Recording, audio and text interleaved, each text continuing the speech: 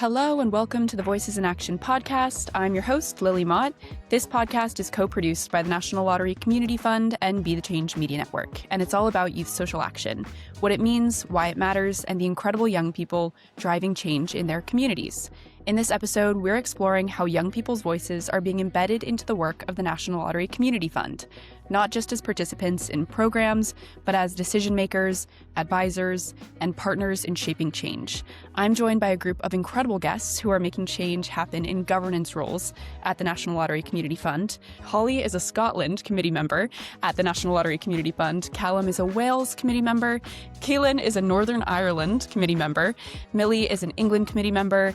And those are all very brief introductions, but welcome everybody to the Voices in Action podcast. It is such a pleasure to have you all here. And because we might have some listeners who are new, and they might be new to the way that governance works at the National Lottery Community Fund, I would love for you all to introduce yourselves, give a little bit more info about your roles beyond just those very brief titles I shared. And yeah, tell me a little bit about yourself beyond the fund as well, if you would like. I am putting you on the spot a little bit with that one. But Caolan, do you want to kick us off? My name's Caolan McKiernan. I'm from West Belfast and I sit on the Northern Ireland Committee as the Youth Voice Committee member. Been there just under a year now. I think we were fully appointed in March. Amazing experience. Like, genuinely, it's never something that I thought I'd be involved in, bearing in mind, actually sitting at the table and helping shape decisions as a young person. I'm a youth worker, so I'm currently in my final year of university studying community youth work in Ulster. Working Holy Trinity Youth Centre in West Belfast, and I have done so for the past 5 years. So yeah, there's a lot. My whole life is really as a young person or working with young people. It's great. It's great. Thanks for having us on. Hi, I'm Millie. As you said, I sit on the England Committee at the National Lottery Community Fund. I'm involved in decision making and strategy. Aside from that, in my day job, I am a senior voluntary and community development officer at the London Borough Tower Hamlets, so work in local authorities supporting voluntary community organisations, which I really enjoy doing. Yeah, hi everyone. I'm Hendrie. I'm on the Scotland Committee. Outside of that role, I'm Strategy and Governance Officer at Citizens Advice Scotland, which means that we do all the work on the strategy and we also support the board. I'm also a trustee for a mental health charity called Change Mental Health. So Shemai, Callum Dewey, hello, my name's Callum and I'm a member of the Wales Committee. Outside of my role at the National Lottery Community Fund, I do a few different things. So I'm an engagement and volunteer coordinator for Amgueddfa Cymru, so that's Museums Wales, specifically based in their Swansea Museum. And I work with young people that we hire to do paid work at the museum. I work with volunteers. I work with people on skills development placements, and I also coordinate work experience across all our different museums at Amgueddfa Cymru. That's a part-time role. I'm also a youth support worker, a sessional youth support worker for YMCA Swansea, and I specifically work with their LGBTQ plus youth group Good Vibes, as well as their young carers service. What else do I do? I'm also a member of the board of directors for a youth theatre company based in Ammanford, where I grew up, called Mess at the Mess Theatre Company. So I was a young person that took part in their programmes and their projects. And then years later, I've kind of done full circle, and now I'm a member of their board. And I'm also, the last thing I promise, a freelance community filmmaker and facilitator. So I work with different youth groups and community groups to make films, to basically give them the power to tell their own stories. Yeah, that's me. That is awesome. All of you have such wonderful backgrounds and different experiences. I think it's very heavy on that supporting young people, which I think is amazing. Holly, I would love for you to kick us off if you feel comfortable. For listeners who might not understand what the country committees actually do, can you walk us through the kinds of decisions that you're involved in making? And then if anybody wants to jump in and add, absolutely go for it. But Holly, kick us off if you'd like. Yeah, so we sit on the country committees for the National Lottery Community Fund, and there's one country committee for each region in the UK. Our jobs are mainly to steer the direction of the funding distribution in each country, because each country has its own context and its own For some, its own devolved government, so there's different sort of policy contexts in each country. We also make decisions on larger funding applications at that level, and we're also ambassadors for the fund, so sometimes we'll attend events and stuff. On a kind of monthly basis, that might look like setting the budget for the country and where funding will be allocated, or looking at strategy things. It'll also involve discussing the larger funding programmes and where the funding's being distributed to, and sometimes discussions on policy areas as well that we might want to fund in the future. That's perfect. Thank you. So, for all of you, what motivated you to apply to these roles, and what drew you specifically to the National Lottery Community Fund? I will say, when I read the stat, the fact that over 220 young people applied for these governance roles, this was incredibly competitive. I'm making you embarrassed, but it's incredible. What made you want to apply for these roles, and specifically at the National Lottery Community Fund? Can you guys tell me about that?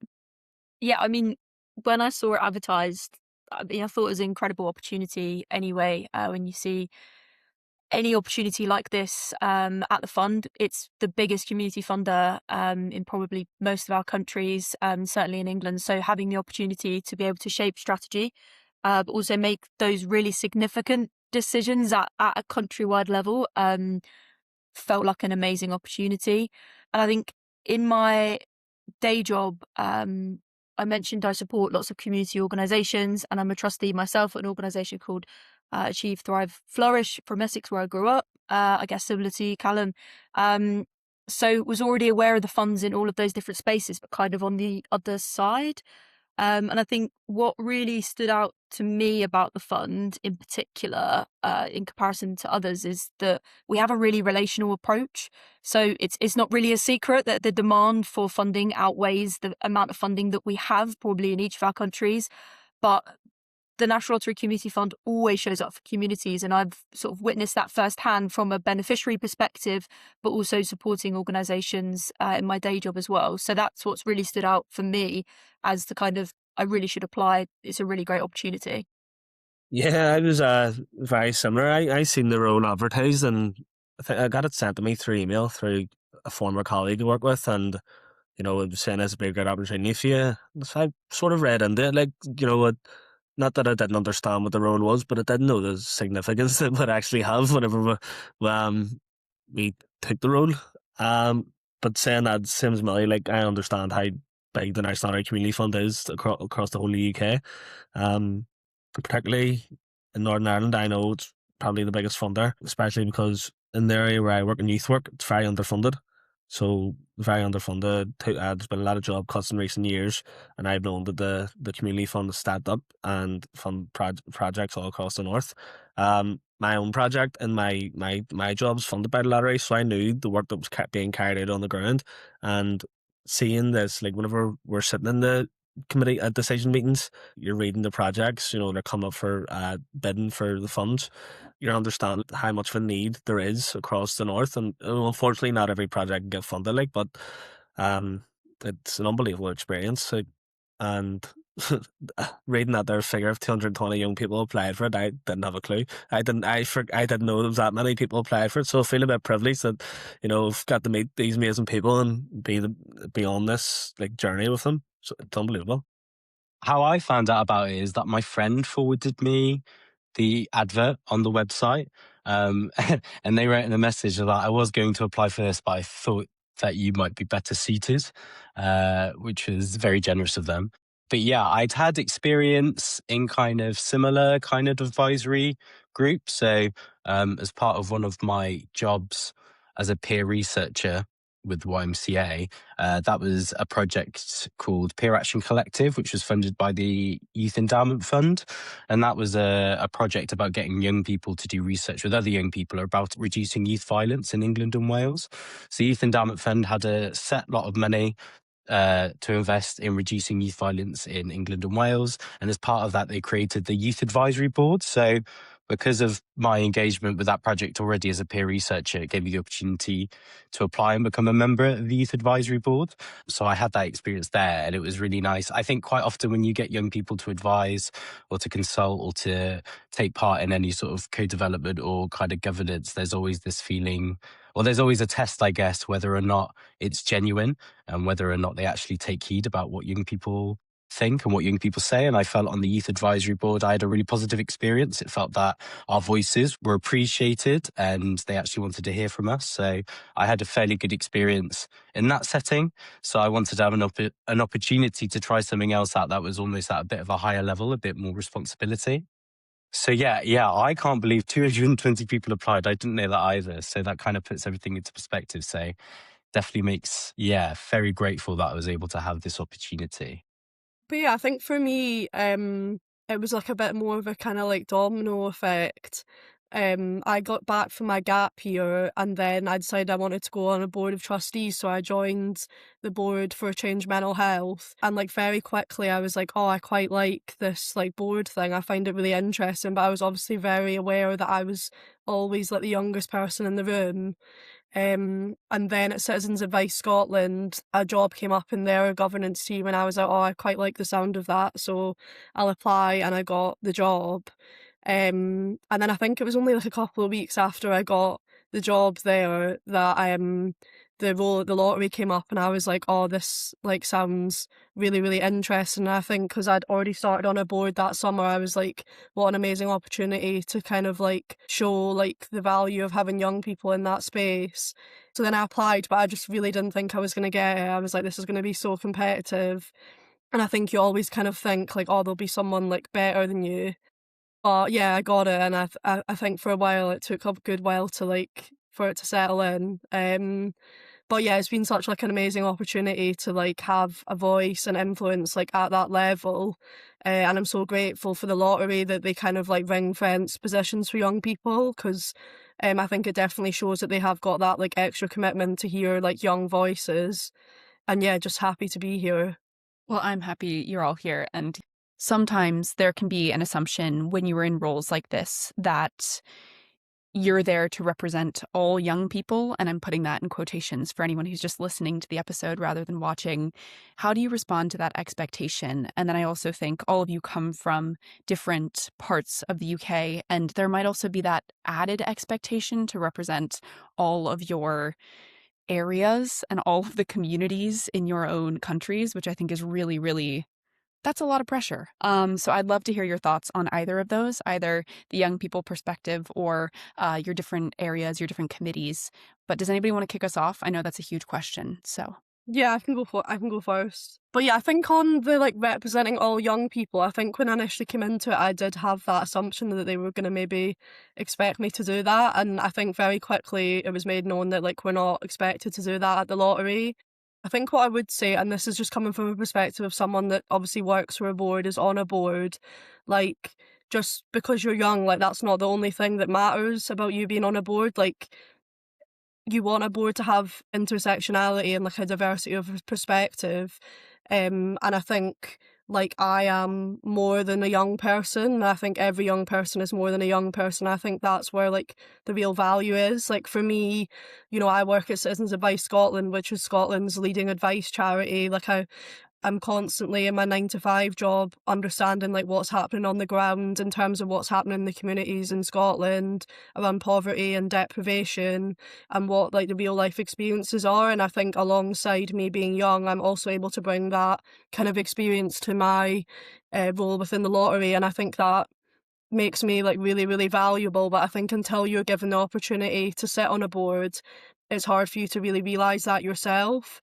And I think the other thing that I would say is that just because you feel like you might not have like the knowledge, like you might not understand budgets or finance, or the value of being on a board is making sure that you're actually able to ask those difficult questions and challenge constructively.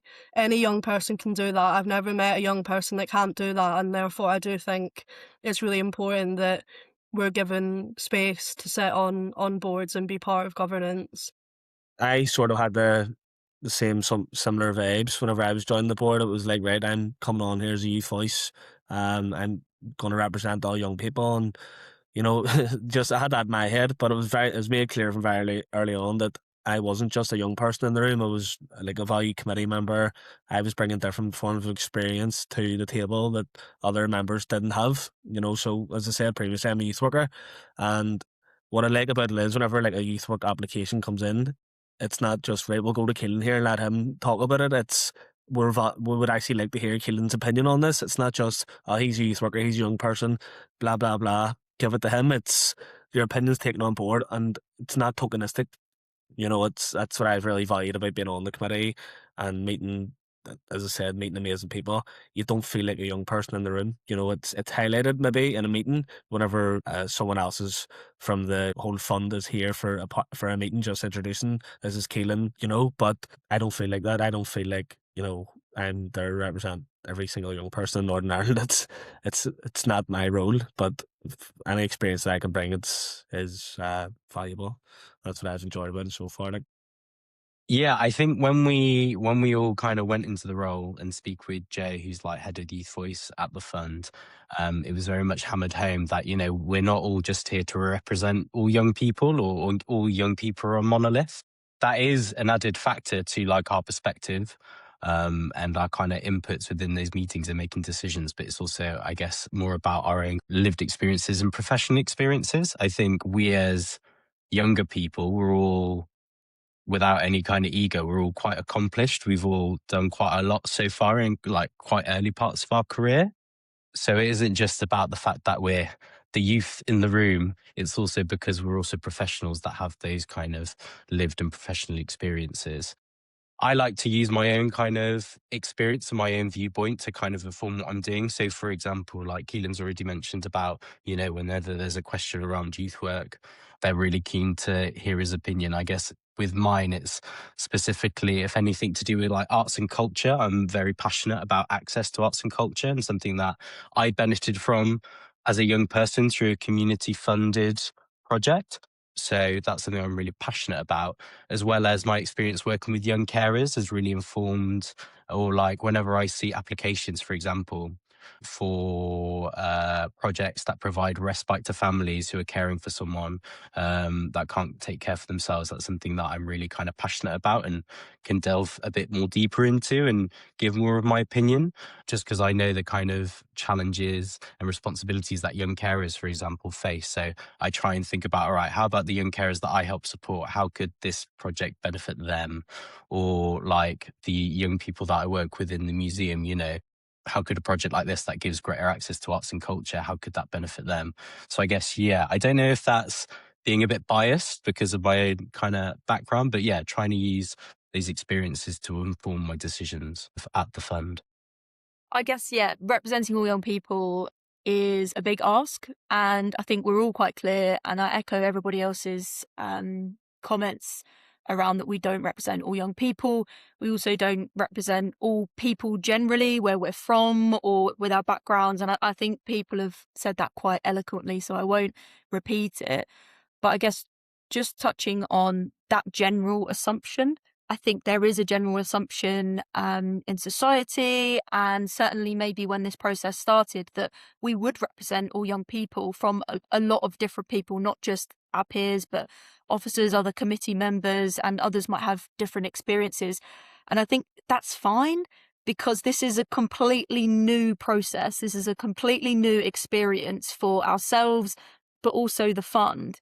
And what's been really amazing is that the fund's been really, really open to that. So whether it's officers, other committee members, I've felt really confident to be able to challenge those assumptions that I'm not here to represent, a specific part of my background or all young people's views across England. That's just absolutely absurd that I would be able to do that. I mean, pretty impressive if I could, but just impossible, I think. So that's been really positive from my side, is that yes, there are assumptions because this is new, but everyone's really open to learning, and the fund's really open to feedback from ourselves as to how this is going to work and how we can best fit into those spaces and make a really positive, impactful contribution.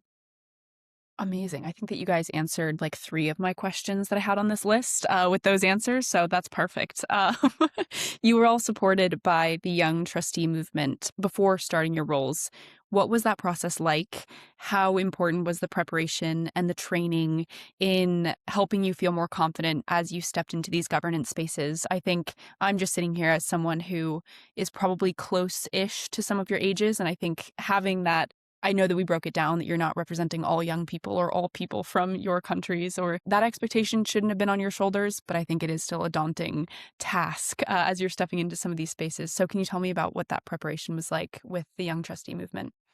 So I'll kick off with this one. I think, first of all, I found the Young Trustees movement training really useful because I think not only did it inform our kind of roles going into our different country committees, but also some of the things that we're all doing outside of the National Lottery Community Fund anyway. Speaking for myself, I found it really useful for like my role as the board of directors for the youth theatre company that I'm on the board of. So that was really useful in that respect. But I guess so it was the kind of things looking at finance that was really useful from the Young Trustees movement. How do you read a budget sheet? What kind of impression can you get about the health of the finances of an organisation just by looking at that information, looking at that data? So I found that really useful. But the thing I found most useful was just being able to connect with the other committee members. So as part of our kind of training, the first thing we were given the chance to do was set up like a WhatsApp group chat so we could all stay in contact with one another. And I guess that just wasn't helping us to be able to kind of soundboard off each other or reflect on the Young Trustees movement training we were doing, but also when we actually started our roles on the committee. And this group chat still lives on. We still chat with one another and check in. But it's been really useful for us to almost like compare notes and see what our experiences are like on the different country committees, because sometimes these experiences can vary just because of the nature of the National Lottery Community Fund and how the different directorates work across the 4 nations. So yeah, I think that definitely gave me a bit more confidence and made me feel, right, I'm not the only one in this boat. There are other young people with me who are going on the exact same journey. So that made it feel a lot less daunting. And again, just being able to have that kind of safe space where we can reflect with one another and check in with one another and be like, hey, this happened here. Did that happen with you? Is that normal? Like conversations like that. So I found that really useful and really valuable. Yeah, so very similar to Callum. Whenever we started the Young Trustees movement, I think it was late November, maybe early December, just after we were appointed. The main thing that I can take away from it was the experience of getting to meet Holly, Millie and Callum. You know, like it's said, I had very little experience in governance roles, whereas they had quite a bit more experience than me. So whenever I was, felt a bit out of the loop or was able to ask questions, I didn't have to go directly to Joe. Joe was there for support whenever you needed, like 24/7. Same as the girl Mita on the Young Trustees movement. She was brilliant, like constant, emails saying of how you're all getting on, if there's anything we could do to offer, any trainings, what we'd like to do. But having that WhatsApp set up, with these folks here was class. You're able to speak to them daily, whenever we got the opportunity to go to London for the Young Trustees movement. We actually met in person, which is something that probably would have only happened in September time with that Youth Voice or the event in London that I couldn't go as university, but the event that we got to go to, like the governance awards in June, we got to meet each other, get to know each other on more of a personal level, talk about our experiences, but just become friends. And now, like, we're very I hate using this word, like, but we're very unique to the fund because we're the first of its kind to sit on the committee. So now we have that relationship, and for the next people who are going to come on maybe next year, whenever we go after their 2-year term, we'll be able to give this here experience and bit of feedback and say, well, this is what worked very well with us. Make sure you get a WhatsApp set up, make sure there's at least a couple of meetings before, so you're able to connect and talk about your own experiences. And that's what I really value from it. That's not the only thing, but that's my main takeaway, especially the governance part of it as well. We got the governance induction pack and had a great meeting about that there. But yeah, that would be my key takeaway. Yeah, I think I'd echo all of that. And I think maybe just to add is that the Young Trustees movement kind of set us up to do a bit of a governance project, looking at the fund as a whole, but bringing our own unique experiences from each country and committee into that to look at how the fund involves young people in its governance, but also just people generally on committees and governance. So taking it from a youth voice point of view, but just a general governance point of view as well, which was really useful. And I personally found that really valuable to be able to feed that back. We're kind of in the midst of it at the moment, so there's not kind of outcome to that, but it's progressing, I suppose, as we speak. And Young Trustees Movement kind of set us up to be able to do that, which was really useful. So, a lot of you, or all of you, have taken part in project site visits at this point, which I have heard a little bit about site visits from the past couple interviews that I've done, but I would love to know your experiences, some of your thoughts on the site visits that you've been on. How have those experiences influenced the way you approach decisions at committee level? Tell me a little bit about that process, because I think it is very unique and super cool that you guys get to be a part of that. So yeah, tell me about the project site visits. Whoever wants to kick us off. I can go, I think. The value of the site visits is getting to meet the grantees, grant holders in person and really see the impact that we're having, because I think because we do sit on quite a high up sort of senior committee, sometimes you can feel like you're quite far removed from the impact of the work. So I think being able to go out and visit grant holders is really, really important. It's something that I'm hoping to do a lot more of this year. I think the other thing that it really helps you to get a grasp of is each of the grant holders has a relationship with the funding officer, and that's something that's built over a long time, and they really understand what the grant holder needs, how the money's helping them. So being able to see that relationship in person, I think, is really special, and it definitely helps you to understand a bit more about what our role is as country committee members, because our role isn't to necessarily hold the operational relationship with grant holders. Our role is to be strategic, to think about the bigger picture. So I think being able to go out and see what the other role is and that more sort of operational relationship is really useful for you to kind of remind yourself about where you sit in that kind of hierarchy, I guess. Yeah, I've done one site visit. We scheduled our annual away day to one of the sites of Templemore Baths over towards East Belfast, and we were able to get a board in their boardroom for our meeting, and then through our lunch we're taking on a tour just around the whole complex and seeing how much. I forget now a lot of the facts and key facts and figures about it, but it's been an establishment over in East Belfast for I don't know hundreds of over 100 years or something, and with the money of the community fund being able to invest it in it and bring it back to its former glory and turn it into a real heritage centre is something that I thought was amazing. So being on the ground and seeing how the impact of the fund has on so many different projects. My project in Holy Trinity Youth Centre is funded by the community fund as well. So I do know from my own personal level, my professional level, how much this fund means to so many different communities across the north. So I just it's amazing. And whenever I'm at the decision meetings and you're reading the projects, you have in the back of your head how is this going to improve this community? How is this going to change the lives of people? And that's what you do have to have. That's whenever you're helping make the decisions. I was trying to find the exact name of the specific project that I visited and wanting to at least remember the name. But it was a group from Plasmadog near Wrexham. And it was really cool. Basically, there was this area of woodland that was just kind of unoccupied that a lot of young people were playing in. And I think when you hear older people talk about their childhoods, they always talk about the kind of crazy stuff that they used to do. Like back in my day, you could go out and get your knees dirty and build dens and do this and do that. But unfortunately, those kind of common land places, those public spaces are now very much cut off from young people. If you think about kind of common law land and all that. So a lot of older people want younger people to have the similar experiences they did growing up, but the infrastructure or those opportunities just aren't there. So this project in Plasmadog in Wrexham was really cool. They basically built the safe space for young people to come and to build dens with trained youth workers supervising them, making sure they weren't getting hurt. So it was almost giving them a best of both worlds, giving that opportunity to be young people and to have those really formative kind of experiences that you hear people talk about a lot, but to also be safe and to have, trusted adults around them.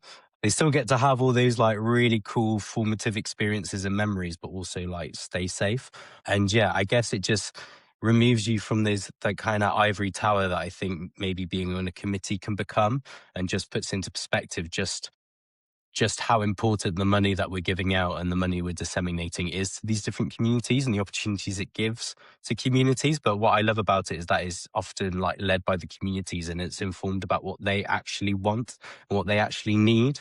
So as opposed to being done to communities, it's being done with communities and often being led by the community. So that's kind of my favorite part, is just seeing how many different people have benefited from these different projects. And also, like, I think sometimes people think those site visits could be quite performative, or it's, oh, we're just going to say all the right things to the funders so that they're happy. But what comes across is just like how much of a change some of these projects have made in people's lives and in their communities. And it's just, yeah, it's amazing to just play a small part, I guess, in being able to give the communities that power to be able to make change for themselves. Yeah, really cool experiences. That's awesome. I love that we had some examples there too. I think that's so amazing. And I guess my next question is a little bit more negative, so I'm going to switch the vibe a little bit. But what do you think governance spaces get wrong, or they can get wrong, when bringing young people into leadership roles? This can be from other experiences that you've had or other roles that you've held, or just maybe organizations that you've seen or been a part of. But yeah, who wants to take us off? Yeah, I think this is one that I feel like particularly passionate about, because definitely as someone that's on a board and works with a board, I can see like the perceptions and the assumptions, not necessarily on the boards that I'm in, but just in the sort of wider like sector of like charity governance. I think sometimes there's an assumption that because I'm young, that means that I don't have the knowledge or experience to make decisions, or people can't rely on my point of view. And that's something that I have heard from other young people that are on boards. But what I would say to that, and I think what's clear from the people that I'm on the podcast with today, is that a lot of us are very, very busy people. We have 3, 4 different jobs, opportunities going on. We've probably lived the lives of 3 people by the time we hit 30. So I think for people to assume just because we might not have the number of years of experience as like an older board member doesn't necessarily mean that our like opinion isn't any more valuable. And I think that would be my main point on that one, just that like years of experience doesn't necessarily make you like a good board member, particularly if you're a very busy young person. Yeah, I think I'd agree with Holly, really. I think you've hit the nail on the head in terms of when governments gets it a little bit wrong for young people. And there's a specific example that really sticks with me. I guess it's more around youth voice. So I was a teenager at the time doing lots of youth leadership work with a youth charity, and was invited to the Savoy, of all places, for a really fancy dinner, and there were lots of VIPs there. There were a couple of like minor famous people there as well. And my role, along with a couple of my peers, was really to talk about all of the wonderful stuff we've been doing with youth leadership, which was an absolutely unreal opportunity. And that's to throw no shade on that opportunity in particular. But when it came to the actual kind of dinner, we were asked to go backstage, and we had a packed lunch that they had provided for us. So we actually genuinely didn't have a seat at the table, quite literally, but also figuratively as well, in that we were there just as a kind of showpiece in a way to say, this is what we're doing as young people, seem to be there. And then actually when the event starts, you can go backstage and we don't need you anymore, which at the time, I think maybe I was a bit too young to feel, oh, well, that wasn't really made me feel valued. And I think it kind of is the same in governance. I see it a lot where it's really performative, and having a youth board member. I've also had an experience on a board where I was successful to get a place on the board, and was really excited to use all my experiences. And I think my keenness came across as I want to do everything. So I ended up chairing the board and doing all of the work. And it just meant that I was a little bit of a scapegoat to do everything. There wasn't that support in place. I think that's a really, really important point. And what's been different with the fund is that there has been that support in place. And then to support that, there's that openness. So actually, if things aren't going as well or things could be better, people are really open at the fund to understanding how we could do better and work better together. It's a lot more of a collaborative approach. And I think that's where governance takes that step in the right direction, that kind of co-production, collaborative approach, rather than just being really tokenistic, as Holly said. So, what would you say to other organizations who are considering bringing young people into governance roles but are unsure how to begin? This is another big question. But any advice that you have for organizations who are considering bringing young people into their governance roles? Anybody want to kick us off? As previously stated, like don't let it be tokenistic and go about it the correct way. Don't pick young people to join your board because it's in fashion now to have young people involved. Ensure like the young people who you are appointing onto your board have the adequate training, a good bit of experience, or if not a good bit of experience, are eager to learn. That's come from my point of view. I very little experience governance ways before I joined the committee. If they didn't take a chance on me, who else was going to? I didn't have the experience, and I have a good bit of experience behind me. I have a bit of training. I understand how things work, and I'm gonna leave in a year. I leave the committee in a year, a better person than I was before. With the experience because someone took a chance on me and provided me with a platform to express myself and express my experience, and provide me with the opportunity to gain a bit of knowledge. So I know this is the first of its kind within the committee. This 12 young people sit on committee, but it was done. I think it was done the right way. 220 people applied for it, so clearly, there was a real appreciation for what was going to be happening at the fund from all around the UK. Yeah, I feel like I'm waffling a bit now, but just what I'm saying is like, make sure it's done the right way and don't jump in and just have a box ticking exercise. I guess one thing I'd advise other organizations that are considering kind of bringing young people into their governance roles is thinking about access and thinking about like how is this opportunity being disseminated? Who's it being shared with? And I think what Keelan was saying about what support and kind of preparation will you give those young people? Will you sign up to a similar program like the Young Trustees Movement? How much time and money and energy you're investing in making sure these young people can fulfill their roles in the best way possible, giving them the best chance. I think when it comes to having young people involved in decision making, one really good example of thinking about access and thinking about exactly what type of young people are you recruiting from. I remember when I was working in my role as a peer researcher, and I had a conversation with a police officer that was talking about wanting to have almost like a youth advisory panel for the local police force. And it was really interesting. He said the type of young people that would apply for these type of roles tended to be the type of young people that wanted to be police officers, and not necessarily the young people that those police officers are actually dealing with day by day, who had lived experience of dealing with the police service, and sometimes they're not so great, to put it mildly, experiences they've had with police. So that always sticks in my mind in terms of like access. How are you recruiting these young people? What opportunities are you giving young people that may traditionally not be able to access these spaces or these opportunities? Which is a lot of hard work to do, and that's about building trust and building relationships. But yeah, I guess access, where are you getting these young people from? Are these opportunities as open as they could be? I guess that's my bit of advice, maybe. Yeah, I was just going to build on Callum's point there. I think the thing that I would keep in mind is that there is something like only 3% of trustees are under 30. So I think making sure that like access and support is there is really important. But I think also building on that, like you need to go into it with the perception that it is also like a culture changing exercise. Like as much as you're going to give young people the space and a voice and a platform to be heard, you also need to think about the other people in the room and whether they're actually able and ready to like receive that voice and those opinions.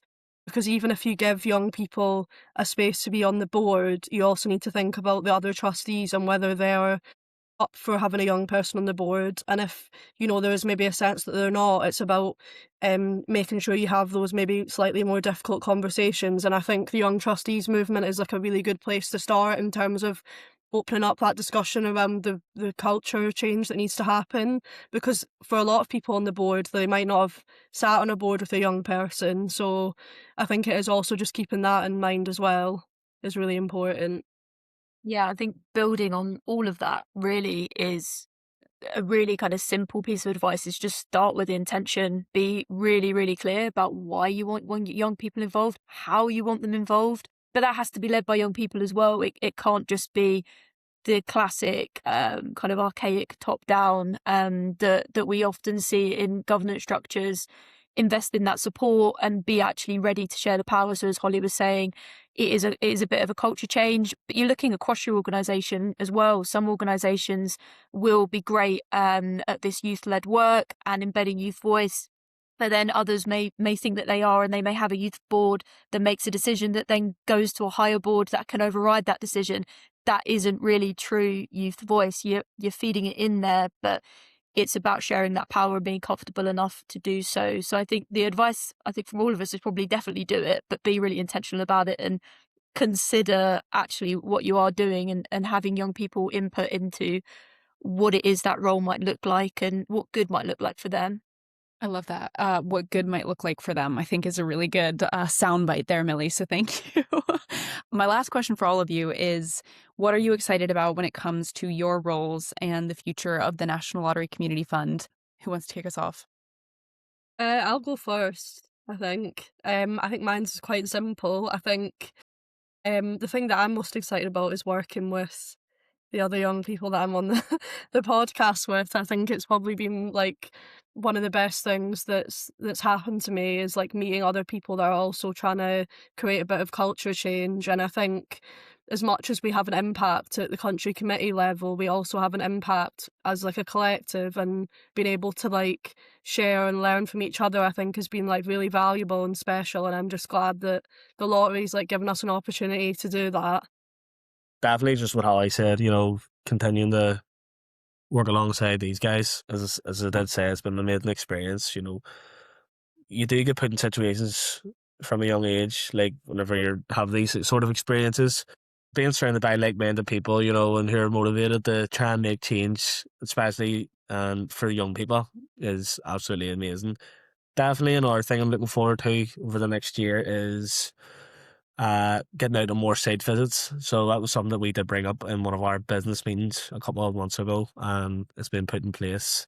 I really enjoyed being out within the community, seeing different projects and how, like, maybe steal a couple of ideas from your own project and only try to lay.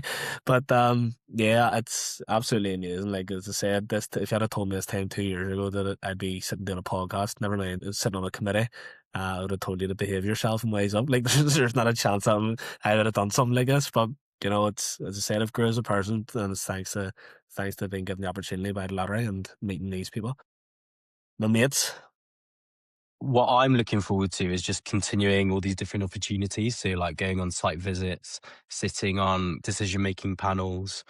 But I guess it's also kind of paving the way and preparing for the next cohort of Youth Voice Committee members, because being the first set of young people to be within these governance roles, I think, not to sound too cliche, but kind of like paving the way or leading the way, because this hasn't been done before. So hopefully through us doing activities like this, so taking part in the podcast, giving feedback, having reflections with different members of the Community Fund team can really feed in to how they do youth governance going forward.